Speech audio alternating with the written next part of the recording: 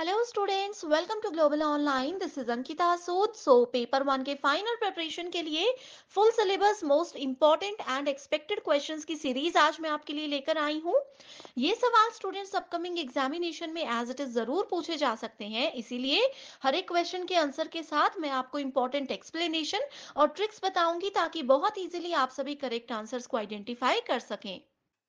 Students, paper one में आप सबको हेल्प करने के लिए एक कंप्लीट कोर्स में लेकर आई हूँ, जिसमें अगले 30 दिन के अंदर आपको रोज 2 से 3 लाइव लेक्चर्स के साथ पेपर से पहले 100% सिलेबस तो कवर करवाया ही जाएगा। साथ ही आपके रिवीजन के लिए full syllabus MCQs and PYQs भी दिए जाएंगे, जिसमें कि आपको कुछ ऐसे ट्रिक्स बताऊंगी जिससे इजीली करेक्ट आंसर को पेपर में आइडेंटिफाई किया जा सकता है। फाइनल प्रिपरेशन के लिए अपडेटेड मॉक टेस्ट है and 5000 plus MCQ question bank है, जो कि एक्सप्लेनेशन के साथ आपको मिलेगा। एंड यकीन रखिए कि इसमें से एज इट इज सवाल पेपर में आपको देखने को मिल सकते हैं। लिमिटेड पीरियड के लिए ये डिस्काउंट आपको दिया जा रहा है। इसके लिए आपको गिवन नंबर्स पर व्हाट्सएप के थ्रू कॉल या मैसेज करके पूरी जानकारी लेनी है। साथ ही स्टूडेंट्स, फ्री वीडियोस और मॉक टेस्ट के लिए ग्लोबल ऑनलाइन ऐप को डाउनलोड कीजिए। स्टोर सेक्शन पर सर्च बार में आपको लिखना है कोर्स का नाम। कंटेंट पर जाते ही आप देखोगे कि यूनिट वाइज फोल्डर्स हैं, जिससे कि आप कभी भी किसी भी यूनिट से अपनी रिवीजन को स्टार्ट कर सकते हो। आपके स्टेट के अलावा अदर स्टेट्स के पीवाईक्यूज भी हम आपको देते हैं प्रैक्टिस के लिए, ताकि आपको अपकमिंग एग्जामिनेशन के लिए एक आइडिया मिल जाए कि किस लेवल के सवाल पूछे जा रहे हैं। तो ये एक ऐसा कोर्स है जो डेफिनेटली स्टूडेंट्स आपको एग्जाम क्वालिफाई करने में हेल्प करेगा। फर्स्ट क्वेश्चन है, which of the following monitors user activity on the internet and transmits that information in the background to someone else.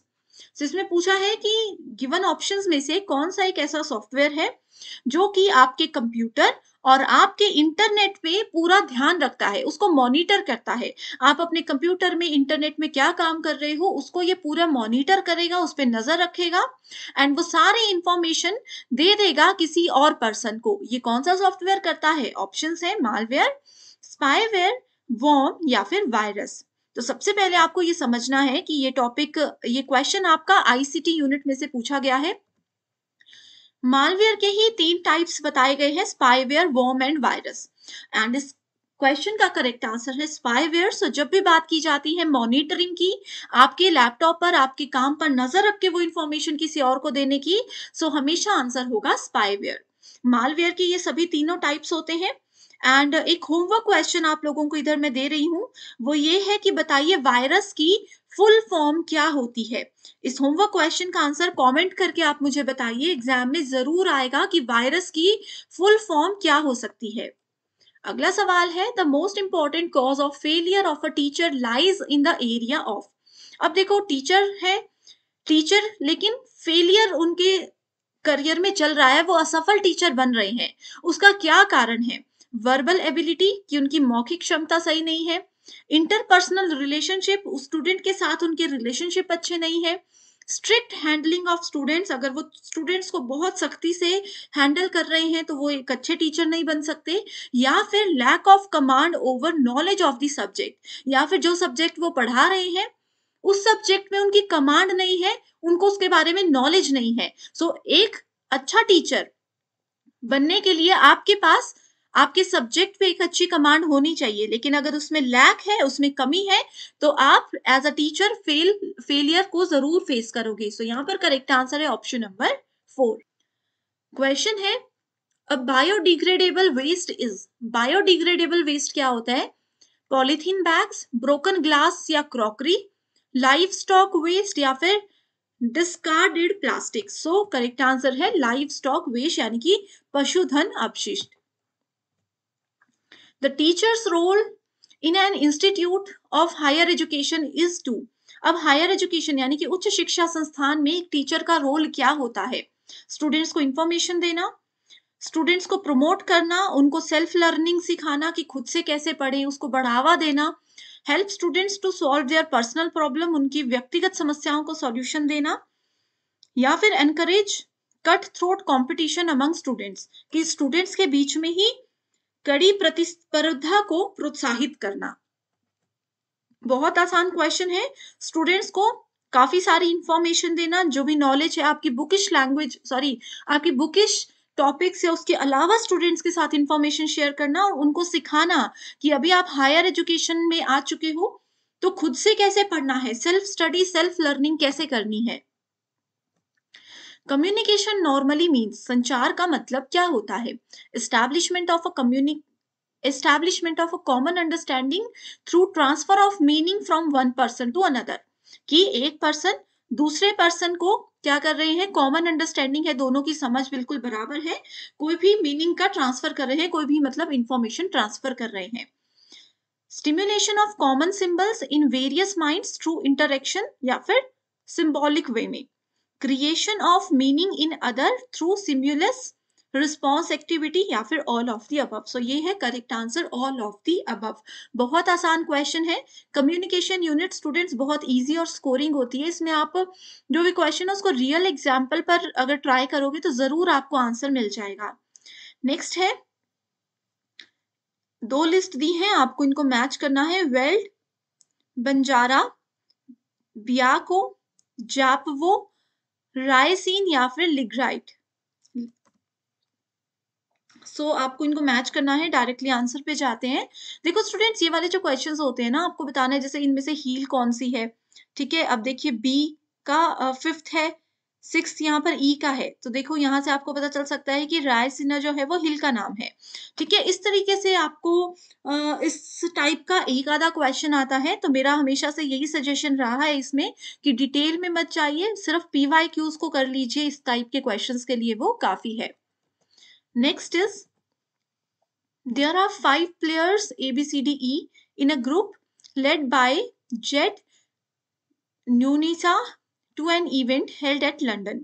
One of them plays football. इनमें से एक person ऐसे है जो कि फुटबॉल खेलते हैं, एक टेनिस खेलते हैं, एक चेस खेलते हैं। ठीक है, A and D are maids. A और D जो हैं वो maids हैं, and play no games. ये कोई भी गेम नहीं खेलेंगे।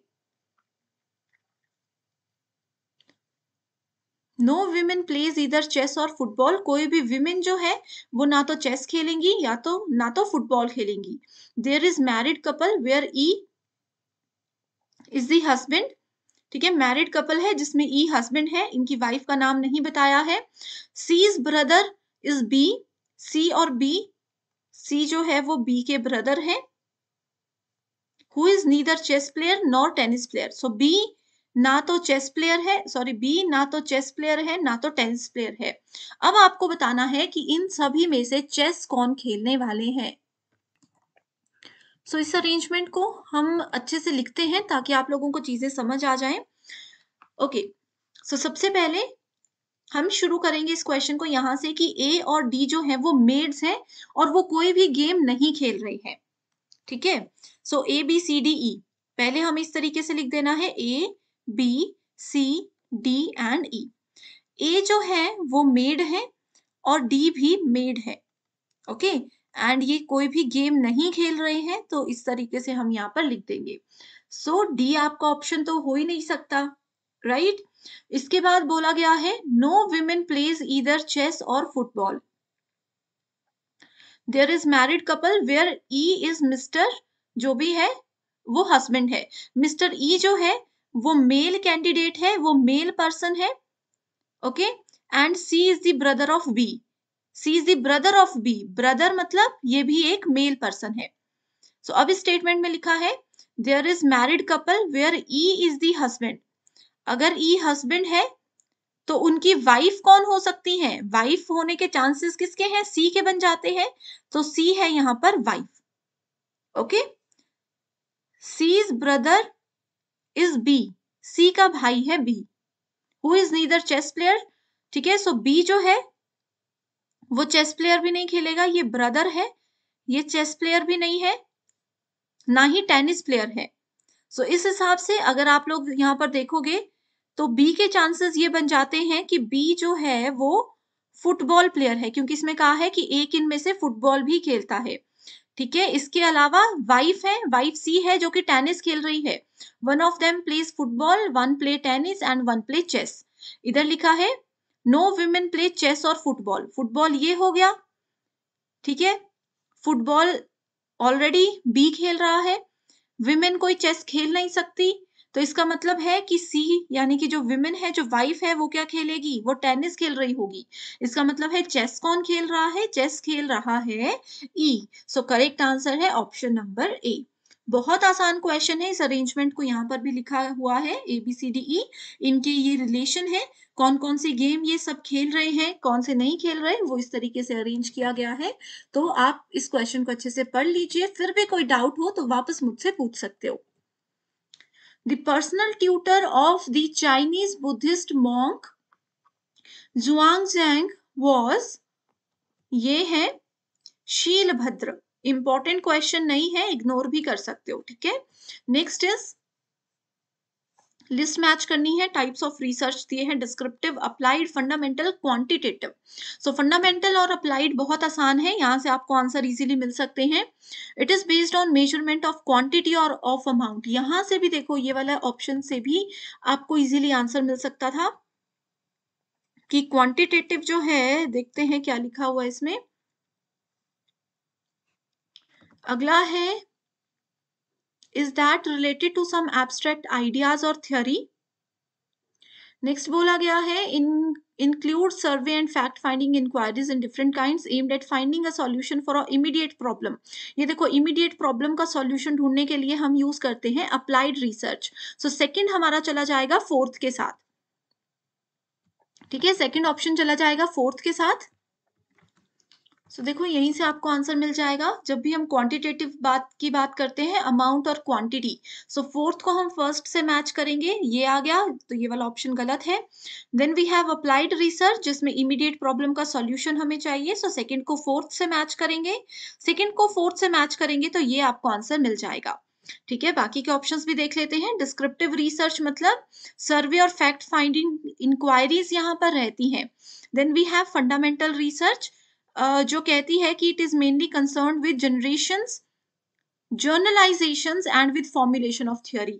हमने बार बार ये चीज पढ़ी है कि फंडामेंटल रिसर्च में थ्योरी को जनरेट किया जाता है, जर्नलाइज किया जाता है, और बाकी की रिसर्च में उसके बाद फिर उसको टेस्ट किया जाता है। नेक्स्ट है national education day is an annual observance in India to commemorate the birth anniversary of Maulana Abdul Kalam Azad। Next is which one of the following is not covered under intellectual property rights। So intellectual property rights में आपका copyright भी आता है, patent भी आता है, then trademarks भी आता है। Not पूछा है, so correct answer होगा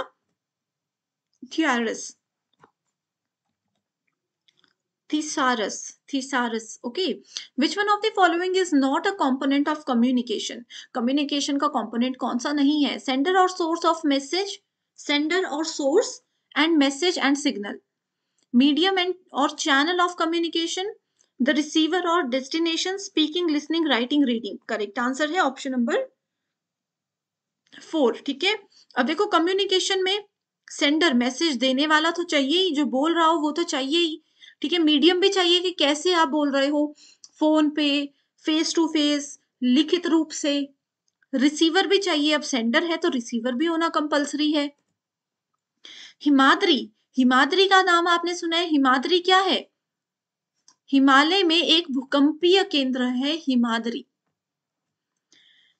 नेक्स्ट है सुंदरलाल बहुगुणा, ये सब कुछ नाम दिए हैं, आपको रिलेशन इनके बीच में फाइंड आउट करना है। सो इसका डायरेक्ट आंसर देख लीजिए, जैसे कि चिपको आंदोलन में कौन जुड़े थे, ग्रीन रिवॉल्यूशन में कौन थे। सो आप यहाँ पर देख सकते हो, सुंदरलाल बहुगुणा जो है वो थे जुड़े हुए आपके चिपको मूवमेंट से।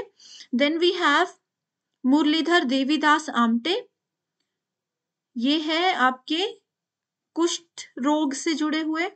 Then we have Amrita Devi, Amrita Devi is related to Khejri tree. And fourth है Verghese Kurien and white revolution, श्वेत क्रांति से ये जुड़े हुए नाम है। The kind of knowledge that we get by the assumption of similarity between two different kinds of knowledge is known as उपमना, ठीक है। ये फर्स्ट स्टेटमेंट है जो लॉजिकल रीजनिंग में मैंने आपको बताई थी it is a kind of knowledge, ये एक ऐसा नॉलेज का प्रकार होता है जो हमें मिलता है कैसे, दो डिफरेंट काइंड ऑफ नॉलेज को आपस में रिलेट करके. Next is a style of journalism that emphasizes sensational crime stories, gossip, columns about celebrities and sports stars, extreme political views and opinion from one perspective. Junk food news and sun sign astrology is known as tabloid journalism. If the price of petrol first increases by 10%, x अभी petrol का price है, x में 10% की बढ़ोतरी हो गई, उसके बाद उसमें 10% की कमी भी हो गई, what is the net change, कितना बदलाव आया. सो नेट चेंज होता है 1%. वो कैसे, देखो पहले 10% की बढ़ोतरी हुई, ठीक है, ये आ गया 10. इसका मतलब है नया प्राइस. जब देखो हमेशा जब ऐसा हो तो आपने 100 या 1000 नंबर मानकर चलना है, उससे कैलकुलेशन आसान हो जाती है. पहले हमने माना कि पेट्रोल का प्राइस 100 है, हमने बोला 10% की बढ़ोतरी होगी, मतलब ये 110 रुपए हो गया. उसके बाद 10% की इसमें कमी भी आई, तो हमने क्या किया, 110 का 10% निकाला, 110 का 10% निकाला तो वो 11 आ गया. तो पहले 10 था, अब 11 है, तो टोटल 1% का उसमें लॉस हुआ. If rose is coded as 6821, इस क्वेश्चन को ऐसे लिखना है, ROSE is 6821, then we have chair, CHAIR, that is 73456, and next number दिया है हमारे पास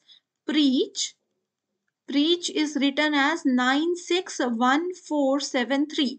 So हमें सर्च को फाइंड आउट करना है, तो सर्च मतलब SEARCH, तो S यहाँ पर सिर्फ एक ही जगह है जो कि 2 है, E है 1, देखो यहाँ पर भी E1 है, E1 है, ठीक है, E आ गया 1, सो 2 1, ये ऑप्शन गलत हो गया.